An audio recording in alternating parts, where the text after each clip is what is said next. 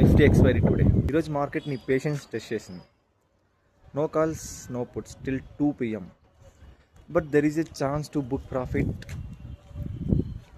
because of only banking and financial sector huge selling in the last 1 hour.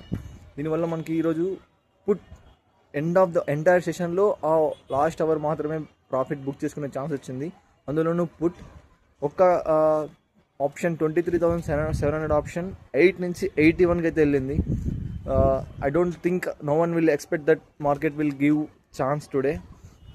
ఈరోజు నిఫ్టీ అయితే 31 and Sensex 114 points అయితే నెగిటివ్లో close అయినాయి. And దీనికి రీజన్ సేమ్ ఎస్టర్డే ఏం జరిగిందో, ఇండియన్ రూపీ వీక్ అయింది, క్రూడ్ ఆయిల్ ప్రైస్ రెడ్యూస్ అవ్వలేదు, and same Iran and US same global issues అయితే ఉన్నాయి.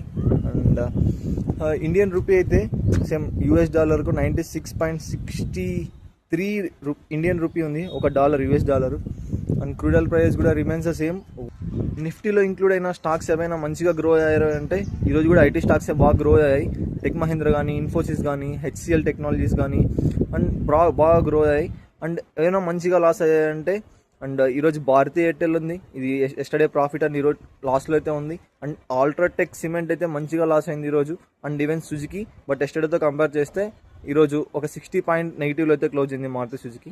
Hope your day is profit today. Comment on below, don't forget.